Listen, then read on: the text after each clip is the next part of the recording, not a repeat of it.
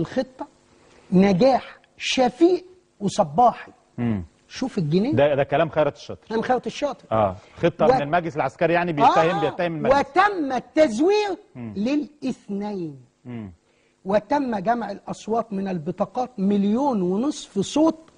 الخطة نجاح شفيق والبتاع نجاح الاثنين، وحوالي 2 مليون نصارى مش مسيحيين مش أقباط، ومن 2 ل 3 مليون فلول.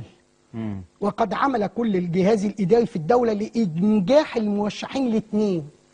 حمدين صباحي اللي كان الأخ سعد الكتاتني بيمسك له الميكروفون، اللي كان الأخ البلتاجي بيمسك له الميكروفون، ما كانوا مع بعض في اللي كان عند الإخوان مناضل عظيم. المجلس العسكري كان بيخطط. عايز أقول لك حاجة، أنا لا مع حمدين صباحي، ويمكن ماليش علاقة يعني شخصية بيه أكتر من هو زميل صحفي أو نقابة صحفيين، تقابلنا أكثر من مرة، ولكن مفيش يعني تعامل ودي ولا مصلحة ولا مفيش أي حاجة. لكن أقسم بالله العلي العظيم لو مسك المجلس العسكري مع كامل التقدير لكلهم وكلهم أصدقاء وناس محترمين ألم وقالوا لهم مش رشحوا حد، اشطبوا على واحد من ال19 هيشطبوا حمدين. هيشطبوا حمدين لأنه ما عندوش صفقات. نمرة 2 مباشرة هيشطبوا أحمد شفيق.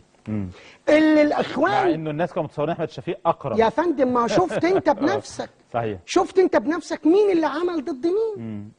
ولو هو الأقرب هي كانت تفرق 700,000 فوق و300,000 تحت، والراجل جايب 50.7 والنتيجة وصلنا قبلها بيوم ووصلنا الساعة 10 الصبح. ولكن